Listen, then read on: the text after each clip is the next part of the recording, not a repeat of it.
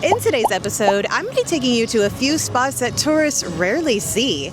I get to take you guys to an attraction that I've been wanting to take you for a very long time. Then we're trying a brand new experimental drink menu and finishing the night at one of my favorite spots, the oldest bar in Las Vegas. Today, we are going inside the National Atomic Testing Museum, and this might be one of the most unexpected experiences in Las Vegas. Located just about 1 mile from the Las Vegas Strip. You can see the link or the high roller straight ahead. But somehow this place flies under the radar. But I was able to finally connect with the right people to get permission to film inside. So a huge thank you to the museum and the PR team for not only allowing us to film, but for hosting us. Let's go inside. Spoiler alert, but there is a brand new exhibit inside that we are super excited about checking out. So this is not just a museum, this is a National Science and History institution. It tells the story of America's nuclear weapons testing program right here in Nevada. Atomic testing plays a very big part of our history. There are multiple exhibits, multiple rooms that you can go into. So we'll be giving away everything, but this is definitely a very unique museum full of history and artifacts and just a lot of cool stuff. On July 16th, 1945, Los Alamos scientists successfully tested their gadget. This was the first. This wasn't detonated in Nevada. This one was the first in New Mexico. So this is the Atomic Odyssey, another somewhat newer exhibit. This lab breaks down how atoms were built. So protons, neutrons, electrons, the literal building blocks of everything. They even have a section that explores radiation. Oh, this is a beam from the World Trade Center. Wow. That's pretty crazy, and also part of the Berlin Wall. Heading into the main part of the museum. After World War II, the U.S. started testing nuclear weapons in the Nevada desert about 65 miles from Las Vegas. From the early 1950s all the way into the early 1990s, there were hundreds of nuclear testings that went on at the Nevada test site. 928 nuclear weapons were tested on the Nevada test site. The Nevada test site first started as just 680 miles, but it grew to 1,375 square miles, an area larger than the state of Rhode Island. So basically because favorable weather conditions and because it was sparsely populated. But Vegas wasn't hiding from it. They basically leaned into it. There were atomic-themed cocktails. They even had beauty pageants where they were crowning Miss Atomic Bomb. Hotels advertised viewing parties. There definitely was an atomic age in Las Vegas, and people were a little obsessed. I would definitely want to see, from a very safe distance, of Las Vegas. The Gronak. The Gronak? Gronak is a comic book. The comic book? Dang, you gotta really know the game in order to find some of these. And so there's a little scavenger hunt throughout the exhibit where you can scan a QR code. If you find all of them, you get a prize, right? You get something at the end. And Eddie, being a big Fallout fan, saw it right away. The largest American fusion bomb, named Bravo, was detonated at the surface of Bikini Atoll, and it was the largest set off at 3.6 miles wide. Wow. After being discharged from the U.S. Navy, he was at ground zero within 24 hours of the explosions for both Operation Greenhouse and Operation Ivy Wait tests. a second, is that where they got their name? Maybe. Pick it up, pick it up.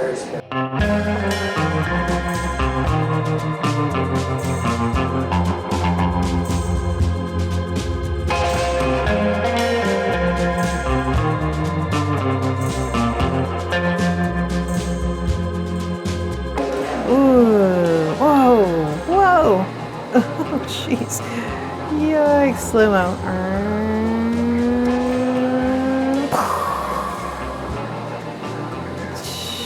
Sheesh. This is interesting. So they used mannequins when they were doing the blasts. And these are some before and after pictures. Oh, this one's donezo. Some of them aren't looking too bad. Left arm torn away. Oh, okay. but no damage to the clothing from the JCPenney company. All right. There's a sign that says that this pipe was used in the atomic blast underground. So this is a actual casing of a B-53 thermonuclear weapon. Over 350 were built in total. All right, so this is what we've all been waiting for, the World of Fallout. This is their brand new exhibit, and this is where atomic history meets post-apocalyptic fantasy.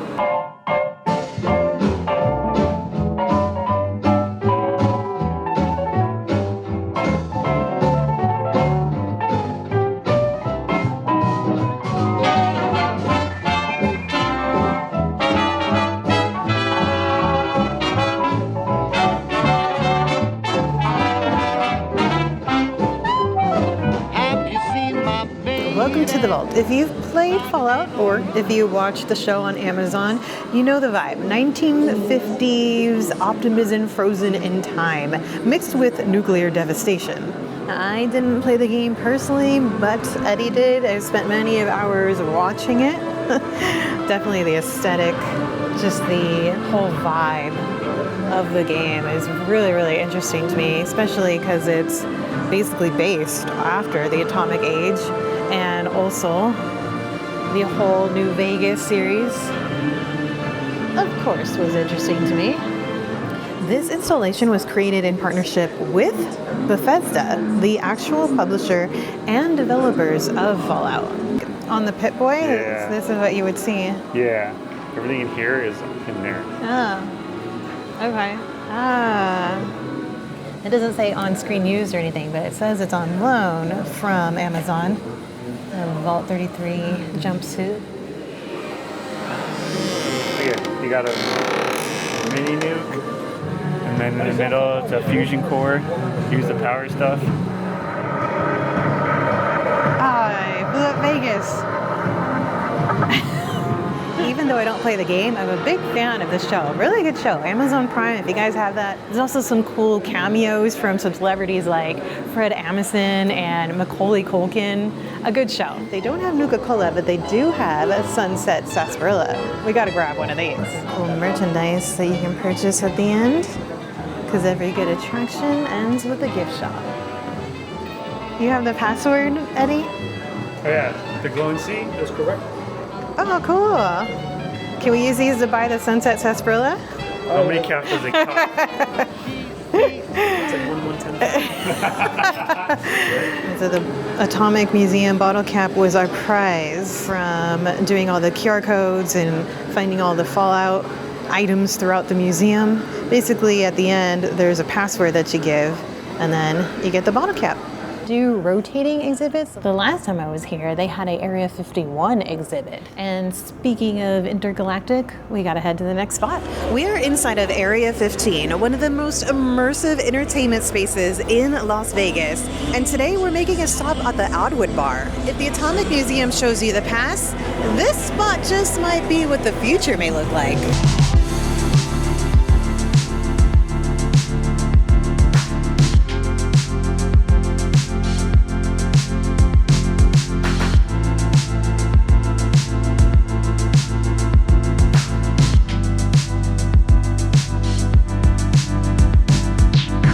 Oddwood Bar is basically the center of the main building here at Area 15. You got Omega Mart right off to the right-hand side, but they have a brand new menu that we're checking out today.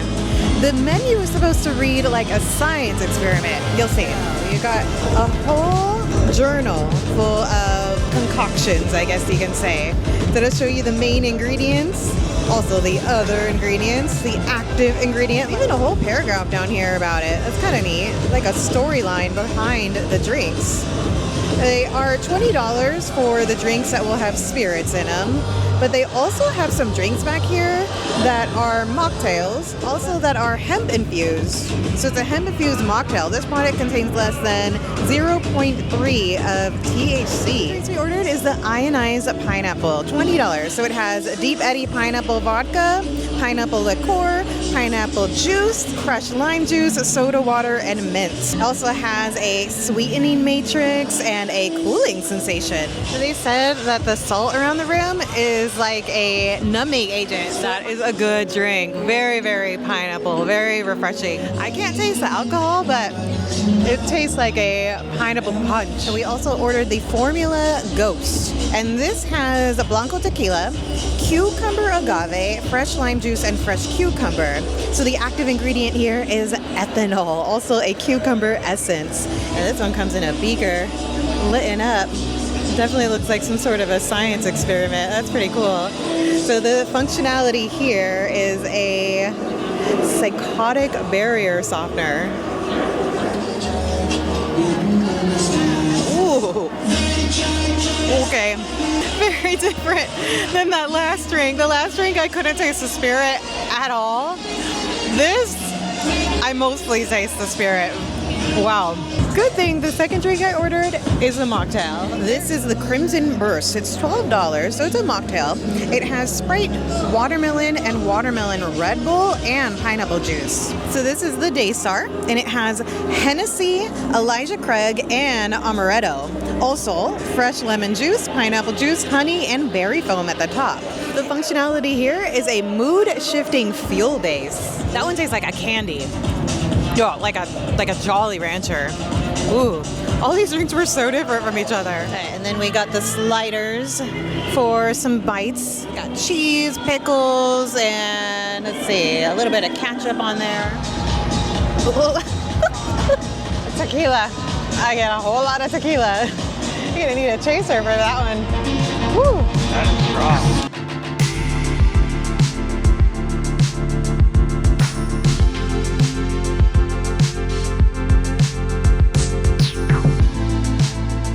And now we brought it full circle. We are here at Atomic Liquors in downtown Las Vegas, and this is Vegas's oldest freestanding bar. You've been following my channel for a while. You've seen this spot before. I used to feature it all the time. It's one of my favorite spots in Las Vegas. So much history in here. It is technically on Fremont Street. This street here is Fremont.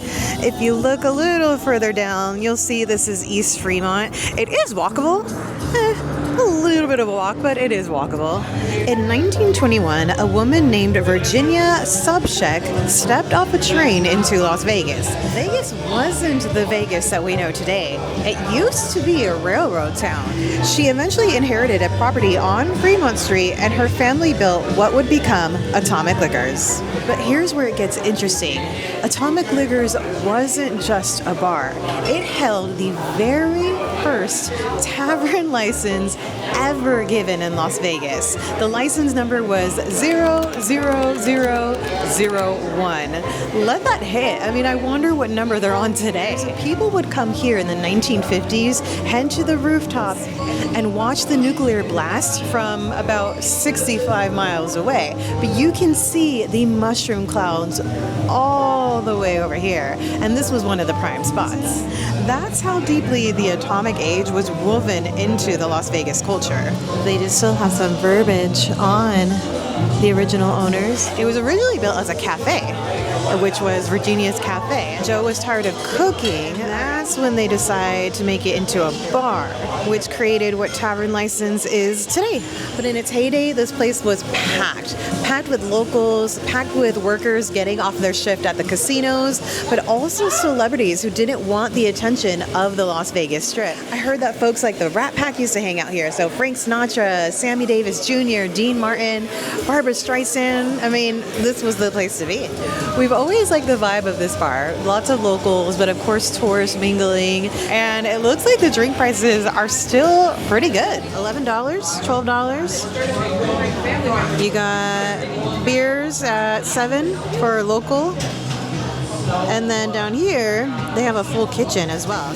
But in 2012, they remodeled the bar. And during the remodel, they found a time capsule that had been hidden in the floorboards. And they found a box that was there since 1950. See this random circle? That's exactly what it is.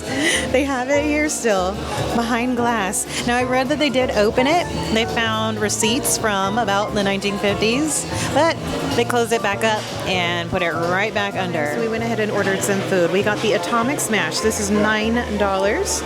I love that it says Atomic on top. It's a pretty decent size too. So it's got a smash patty. We got American cheese, lettuce, tomato, pickles. I asked for no onions. There's a Atomic sauce on a brioche bun. Are these like Tetris? They are, right? Little cheese. Oh, they're, no, what's it? No, they're Tetris. They are Tetris. How funny. Tetris-shaped tater tots. And we also got the Atomic Bratwurst. This was $7. I watch a lot of Mad Men, and Betty Draper has ordered a gimlet 1 or 2 times. It always stands out to me. Ooh. Yeah, refreshing. A gin drink. Been trying to add gin into my lineup lately. This has a little bit of lemon in there. Yum. Ooh. This might be my new order. There's just something special about having a drink in the bar that basically started the Las Vegas nightlife.